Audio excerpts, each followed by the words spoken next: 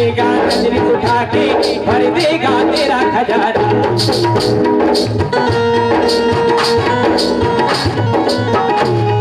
किनको भरोसा है कि घटघटवासी एक ही नजर में हमारा कल्याण कर देते हैं, कोई हाथ उठाए, और जिन्हें भरोसा नहीं है उनसे कोई गिला शिकवा नहीं। तुम द्वार पे के जाना, श्रद्धा से शीश झुकाना, देखेगा नजर उठा के भर देगा तेरा खजाना।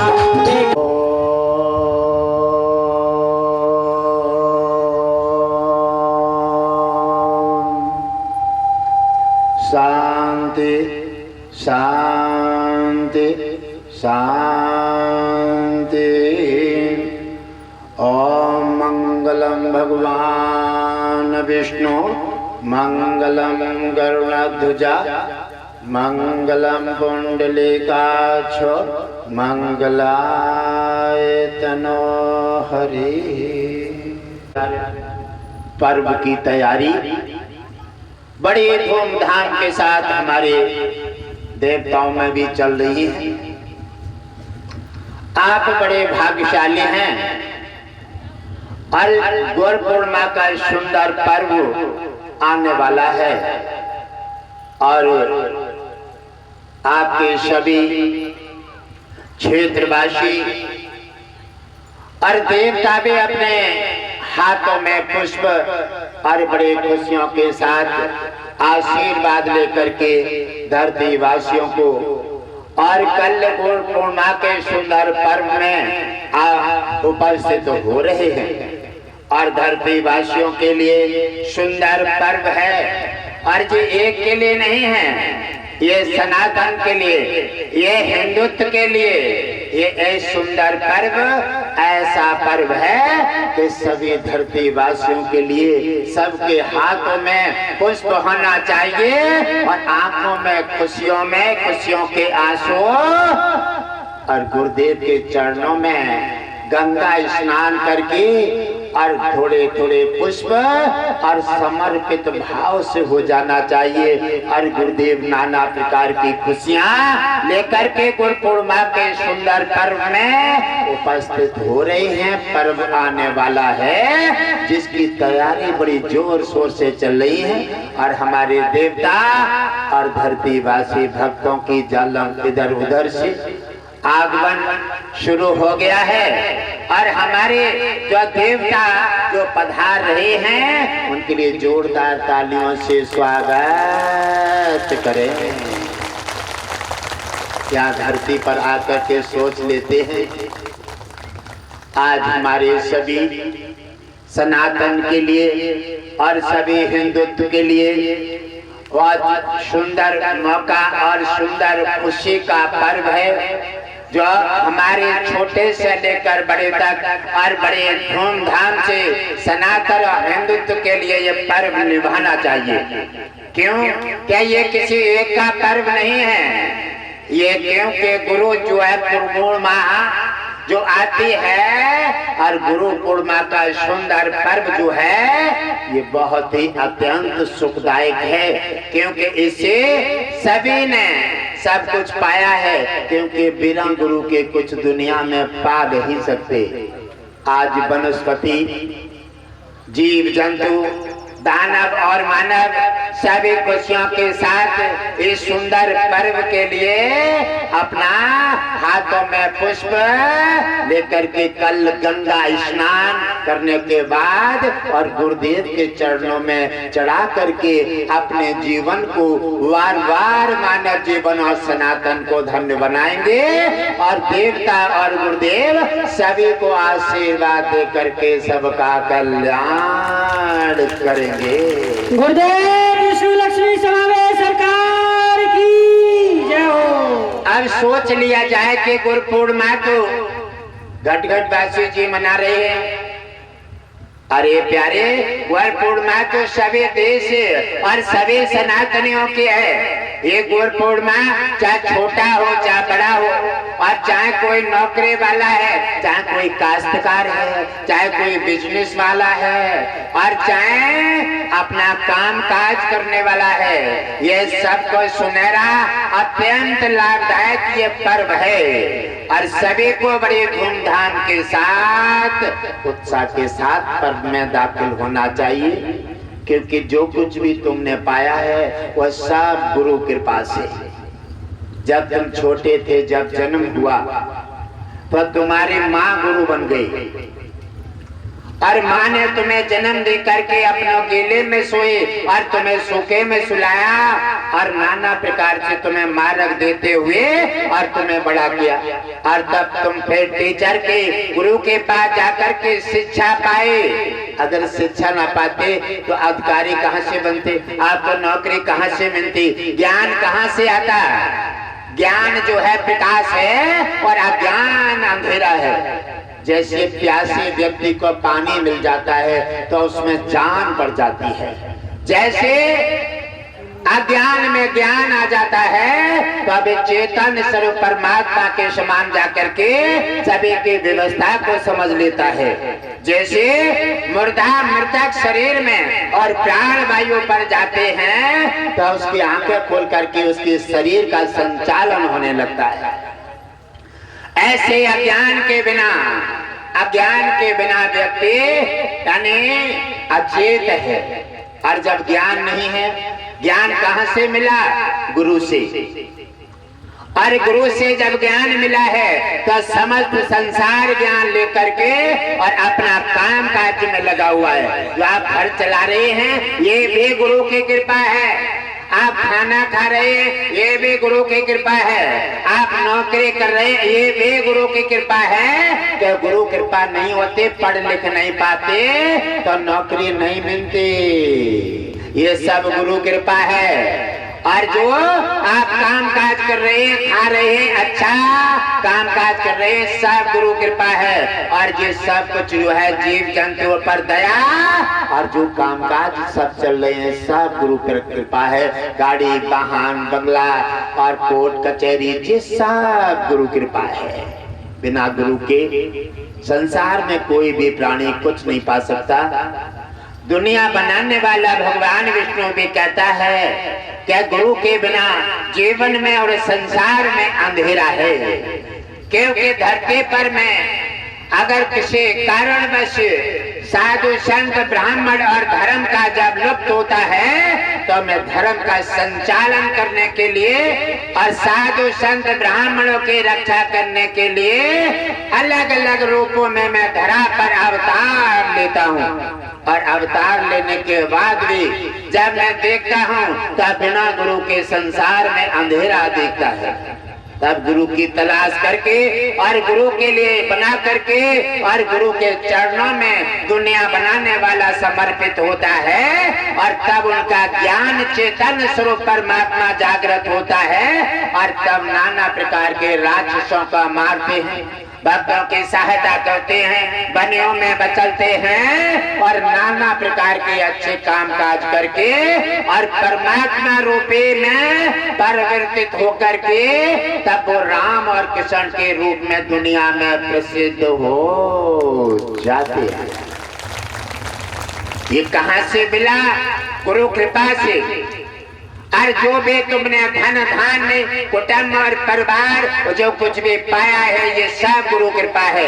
क्योंकि तुम्हारी माँ भी गुरु है। गुरु शब्द एक अत्यंत गुणकारी है जिसको दुनिया बनाने वालों को भी आवश्यकता पड़ी। क्योंकि राम आए कृष्ण आए बिना गुरु के वो भी कुछ नहीं कर सके। तो इसलिए सुनहरा पर्व आ रहा है गुरु पूर्णिमा का, जिसमें बढ़ चढ़ करके सभी को भाग लेना चाहिए। और देवता भी धूमधाम से तैयारी कर रहे हैं और हमारे धरतीवासी बहुत ढीले हैं, अपना काम काज में लगे हैं। क्या जो कुछ भी तुमने पाया है ये गुरु कृपा है। और गुरु कृपा हट गई तो समझ लो दुर्घटना घट गई।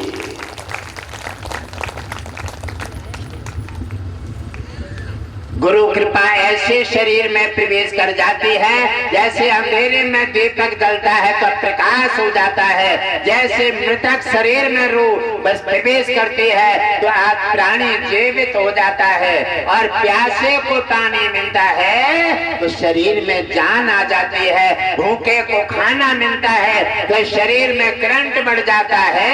ऐसे चैतन्य स्वरूप परमात्मा गुरु आपके संसार के संचालन के लिए नाना प्रकार से प्रकाशित कर रहा है। और इसी प्रकार चैतन्य स्वरूप परमात्मा और गुरु रूप में कल गुरु पूर्णिमा के रूप में उपस्थित हो रहे हैं। और देवता और भगवान विष्णु दुनिया बनाने वाले भी कल क्षीण सागर में बैकुंठ में कैलाश पर कोई नहीं मिलेगा। और हमारे धरती वासियों के घर में सब कोई खेती देख रहा है, कोई अपना परिवार देख रहा है। क्या रखा रहे हो, क्यों अज्ञान हो गए हो? जो सब कुछ जिसने दिया है और उसके लिए समर्पित नहीं एक पल नहीं दे सकते। कल कितना सुनहरा पर्व है कि आकर के गुरु पूर्णिमा के सुनहरे पर्व पर और गुरुदेव ने कितना अच्छा स्थान चुना है। क्या है? कछला गंगा घाट है। क्या है ये? गंगा लाने के लिए कितने कितने आकर के तपस्या करके मर के चले गए, क्योंकि बिना कारण के कोई भी काम संपन्न नहीं होता। और जब गंगा कौन लाया और कारण क्या हुआ कि ये कारण बनते हैं सब साधु से, कारण बनते हैं सनातन से और कारण बनते हैं भक्तों से। क्योंकि भक्त और सनातनी कोई अच्छे काम के लिए अपना चुनाव करता है तो उस पर राक्षस अपना वर्चस्व बनाने के लिए बार बार करना चाहते हैं। इसी प्रकार हमारे ऋषि राज तप रहे हैं और ऋषि राज परिवार दुनिया बनाने वाले, अपने नौकरी बचाने वाले और नाना प्रकार से वर्चस्व पूरा करना चाहते हैं और अज्ञानता का प्रदर्शन करके और अपना ज्ञान रूपी अंधेरे में पहुंच जाता है। इसी प्रकार जब घटना आती है राजा सगर की और सगर की घटना ने वहां तक इल्जाम दिया कि जब उनका घोड़ा जब छूट जाता है, क्योंकि लगता है कि मानव सोचता है कि मेरे से बड़ा कोई न हो, यानी किसी को अगर छोटी नौकरी मिल जाती है उसे बड़ी की चाहत है, जिसको एक गाड़ी मिल जाती है उसे दूसरी गाड़ी की चाहत है, जिसको एक संतान मिल जाती है उसे दूसरे संतान की चाहत है, और जिसको एक खेत खरीद लेता है 10 बीघा उसे 50 बीघा की चाहत है। चाहत पूरे किसी की नहीं होती। और तब तक इस मकान का किराया खत्म हो जाता है और किराया खत्म होते ही दुनिया के नजारे छूट जाते हैं। इसलिए जो आए दुनिया में कुछ पाने के लिए लेकिन लाए वह भी बर्बाद करके चले जाते हैं। और खाली हाथ जब यमराज के हाथ में पहुंचते हैं फिर आंसू भर भर के रोते हैं, लेकिन कोई लाभ नहीं मिलता। और जाकर के उन्होंने देखा है और जब घोड़ा छोड़ देते हैं और इंद्र ने सोचा कि ये घोड़े के माध्यम से आज अगर इनकी जीत हो गई तो जी मेरे इंद्रासन पर अपना कब्जा जमा लेंगे। जिसको कुर्सी मिल गई उसको कुर्सी की जरूरत है, जिसको अगर किसी प्रकार का अगर पद मिल गया उसे पद की जरूरत है। ना उसे देश पर ध्यान है, ना धर्म का ध्यान है, ना सनातन का ध्यान है और ना अपने छोटे गरीब का ध्यान है। इन चीजों से ध्यान हट करके व्यक्ति अपना पेट भरना चाहता है, अपना वर्चस्व निभा करके वो कुछ पा नहीं सकता। जो लाया है उसको भी बर्बाद करके और उसको दंड मिलता है और वो कष्ट में प्राप्त हो जाता है। इसीलिए वो कल्याण की जगह उसकी बर्बादी हो जाती है। और जब घोड़ा घूम करके आता है और इंद्र ने जाकर के उनके सैनिकों को मूर्छित कर दिया और मूर्छित करके इंद्र ने सोचा आज भी ऐसा ही होता है। क्योंकि अपना वर्चस्व बचाने के लिए लोग अपना लड़ाई सामने नहीं आते और औरों को दूसरे पर लड़ाई फेंक करके मौज लेना चाहते हैं। लेकिन चिंता मत कीजिए, अरे जो गलती करेगा उसी को भरना पड़ेगा। देखिए इस कथा से सीख लीजिए। और उन्होंने कहा और कह करके इंद्र ने उसका मूर्छित करके घोड़ा छीन करके और सोचा अब मैं अगर इसको ले जाता हूँ तो राजा सगर से मेरा झगड़ा हो जाएगा और 60,000 पुत्र हैं राजा सगर के और झगड़ा होकर के ये व्यवस्था बदल जाएगी और मेरा नुकसान हो जाएगा। चलिए अब थोड़ा सा दिमाग लगा देते हैं। और इंद्र ने जाकर के सबसे ज्यादा सीधे कौन पाए जाते हैं? साधु संत जो समझदार होते हैं, जो गलती पा करके भी और तुम पर कृपा करते रहते हैं। क्यों कि भगवान विष्णु कहते हैं क्या गुरु से बड़ी कोई धरोहर नहीं है। और गुरु ही अगर किसी प्रकार से छोटे छोटे गलतियों पर और बड़े दंड देने लगेंगे तो फिर गुरु का मान और सम्मान हल्का हो जाएगा।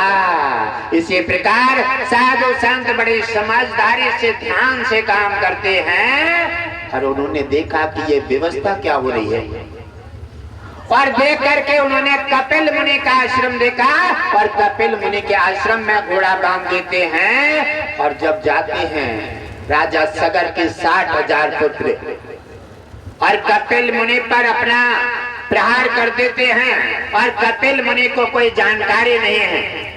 और कपिल मुनि ने समझाया और कहा कि तुम जो करना चाहते हो ये मेरा कोई कसूर नहीं है और मुझे पता नहीं घोड़ा कौन बांध गया कौन नहीं बांध गया है। उन्होंने कहा कि अब 60,000 के मारे तुम घबरा रहे हो, इसीलिए उन्होंने उन पर वार करना चाहा।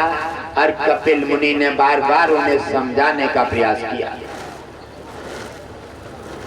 और समझाने का प्रयास किया क्योंकि धर्म के कामकाज पर हर व्यक्ति रोड़ा बनना चाहता है। क्योंकि धर्म पंथ बड़ा कठिन पंथ है, सेवा बड़ा कठिन पंथ है, इसमें सब कुछ झेलना पड़ता है, हानि लाभ भी उठाना पड़ता है, मान अपमान भी दांव पे लगाना पड़ता है। और तब बन करके भगवान विष्णु के समक्ष पहुंचते हैं और तब उनकी दृष्टि में जाकर के भगवान विष्णु अपने नाम से जोड़ करके और तुम्हें इतिहास में जोड़ करके तुम्हारा कल्याण कर देते।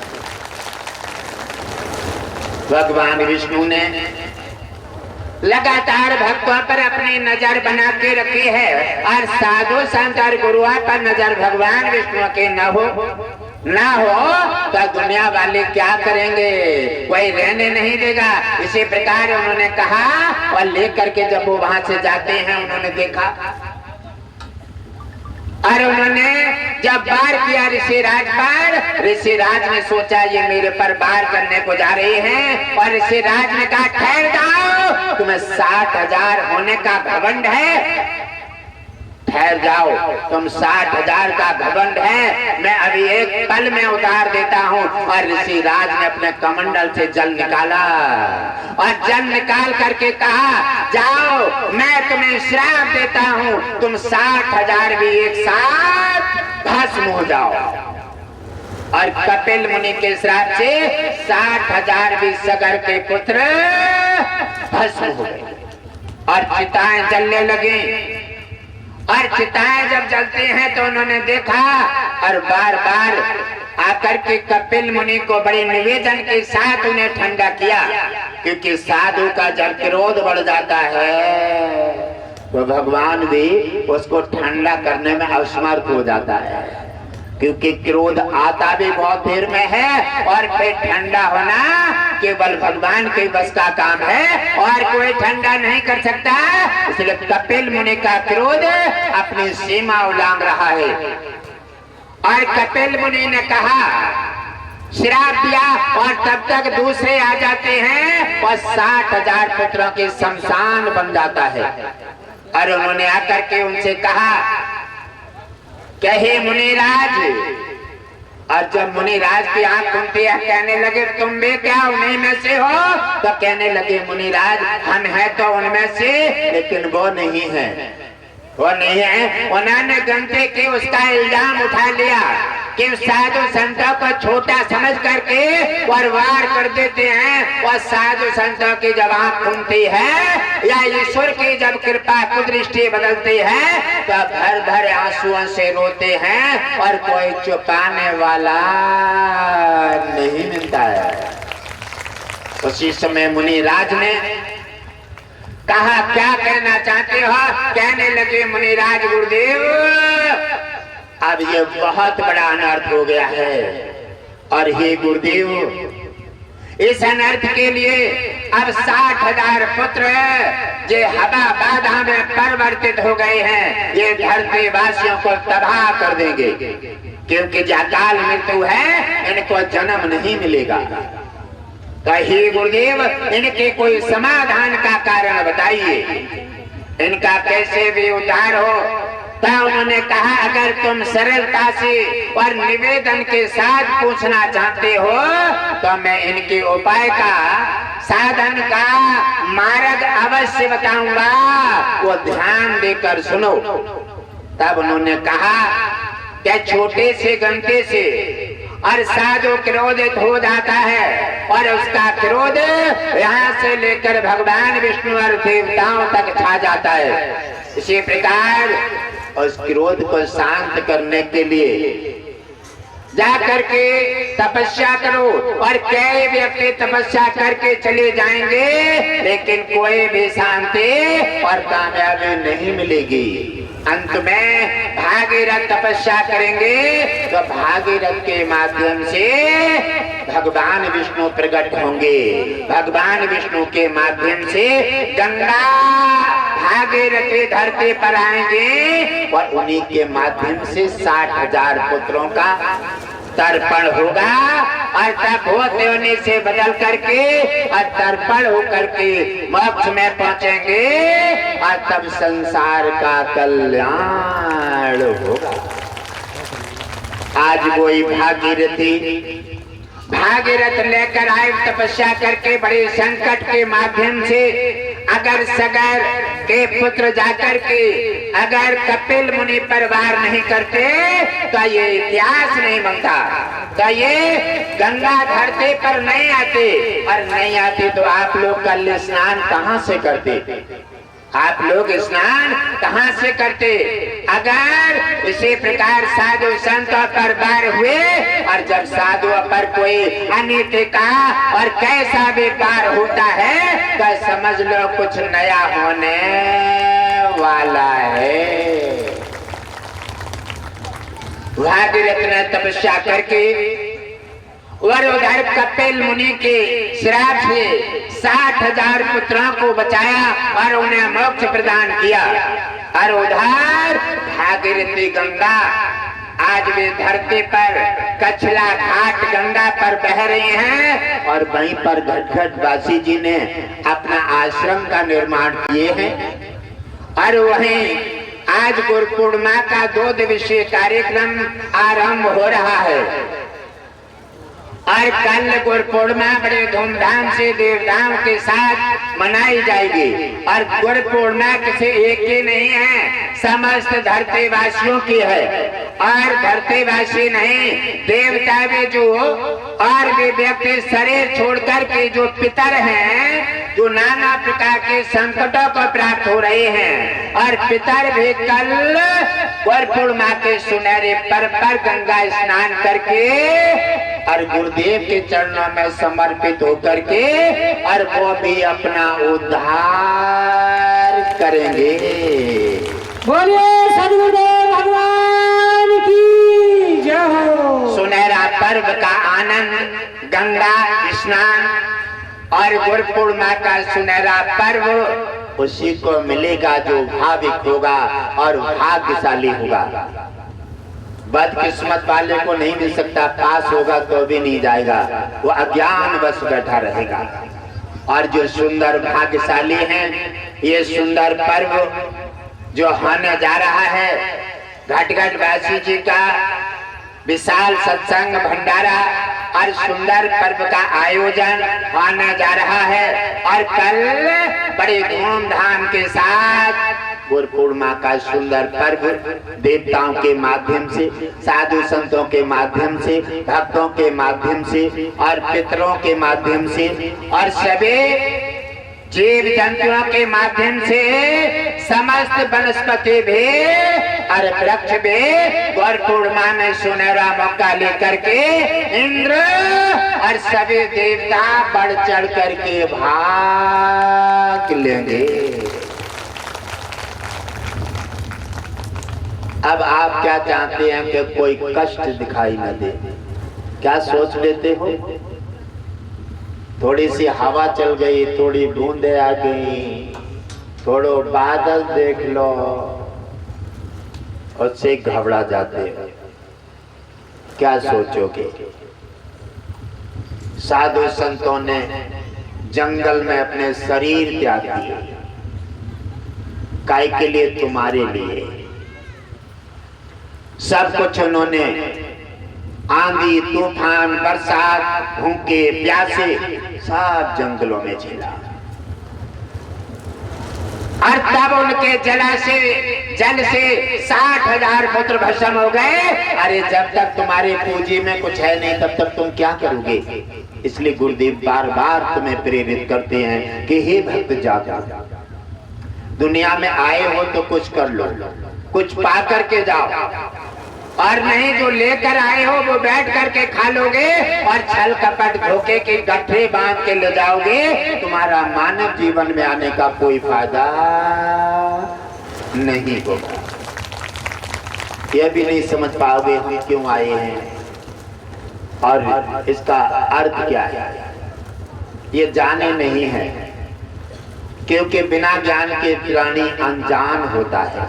जैसे मृतक शरीर, अचेत, अरे अगर मृतक शरीर पड़ा है तो उसका कुछ भी बरसात हो, कुछ भी हो, वैसे कोई लेना देना नहीं है।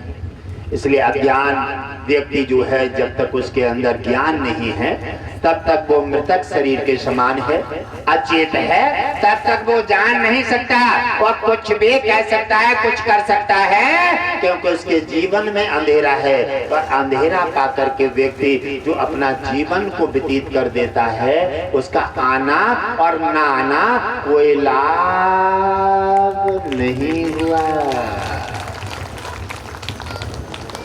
इसलिए सुनहरे मौके का पर्व है और सभी अपनी अपनी व्यवस्थाएं लेकर के दाखिल होंगे, सभी अपनी अपनी, क्योंकि यहाँ दानव, मानव, देवता, अग्नि, जल, वायु और सभी अपनी अपनी व्यवस्था। लेकिन भगवान विष्णु से और देवताओं से हम फिर भी निवेदन करेंगे कि सभी अपने अपने में सीमित रहना, अपने अपने में सीमित रहना। असीमित काम घटना का इल्जाम देता है। सब अपने अपने सीमित बड़े श्रद्धार भक्ति भाव से अपना अपना गुरु पूर्णिमा का सुनहरा पर्व मनाएंगे। कोई भी किसी प्रकार का असीमित प्रहार नहीं करने का काम करेंगे, क्योंकि यहाँ पर सारी व्यवस्था, क्योंकि सब तुम्हारी है। इसी प्रकार जब तुम्हारे हैं तो सबको देख करके और सभी व्यवस्था में दाखिल रहेंगे।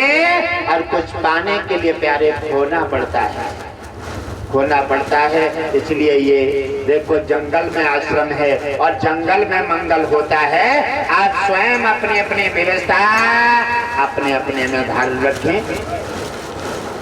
और इसी के माध्यम से आपको पूर्णिमा का सुंदर पर्व बड़े धूमधाम से आस्था और श्रद्धा भक्ति भाव के साथ मनाएं और धूमधाम से, और जहाँ जहाँ तक सूचना, जहाँ तक लाएं, क्योंकि ये 2 दिन हैं और कल का जो पर्व है बड़ा अत्यंत सुखकारी है।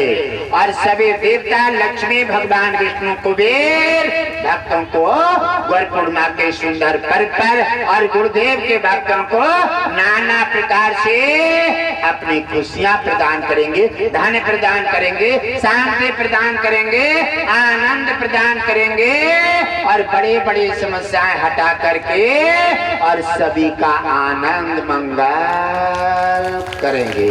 गुरुदेव विष्णु लक्ष्मी समावेश सरकार की जय हो। इसी प्रकार मेरे प्यारे परिवारजनों, जो भी साधु और संतों के माध्यम से, क्योंकि साधु हमेशा भगवान से और प्रशासन से इनका अद्भुत जुड़ाव रहता है, और जब साधु पर वार होता है तो समझ लो कि भगवान विष्णु पर फर्क पड़ जाता है। इसी प्रकार जंगल में नाना प्रकार से और ईश्वर हर जगह मौजूद है। आप चिंता बिल्कुल ना करें, ईश्वर जो है हर जगह मौजूद है। चैतन्य स्वरूप परमात्मा आपके घट घट में रमाया हुआ है। आप उन पर विश्वास करें, आप उनको श्रद्धा और भक्ति भाव के साथ अपना आनंद मंगल जब ही होगा, जब चैतन्य स्वरूप परमात्मा ज्ञान रूपी तुम्हारे हृदय में, मस्तक में जब निवास करेगा, तब तुम्हारे अंदर ज्ञान, शांति, दया, भक्ति, धर्म, दान और पुण्य, परमात्मा के प्रति समर्पित भाव जब आपके अंदर हृदय में स्थान लेगा, और तभी आप धनवान और भाग्यशाली होंगे, और तभी तुम्हारा कल्याण होगा। ओम विष्णु हरि गणवासी नारायण की जय हो। आप सभी अपना अपना कामकाज, और देखो कार्यक्रम जो है, यहाँ गुरु पूर्णिमा मनाने आए हैं, यहाँ गुरु पूर्णिमा मनाने आए हैं, और सभी भक्तों का फर्ज बनता है, सभी भक्तों का फर्ज बनता है, सबका आश्रम है, कोई कामकाज किसी प्रकार का आ रहा है, कोई भी किसी प्रकार का नुकसान कामकाज नहीं होना चाहिए, क्योंकि सबका फर्ज है, सबका आश्रम है, सबके गुरुजी हैं। इसलिए कोई जन न देखे कि ये कामकाज मेरा नहीं है, मैं ना करूं, नहीं, सब अपने अपने कामकाज में, अपना आश्रम तुम्हारा है, कामकाज तुम्हारा है, टेंट तुम्हारा है, त्रिपाल तुम्हारा है, और भगवान तुम्हारा है, और गुरुदेव तुम्हारे हैं। अपने अपने जिम्मेदारी निभाओ और भगवान विष्णु गुरुदेव की कृपा पा करके अपना कल्याण करो।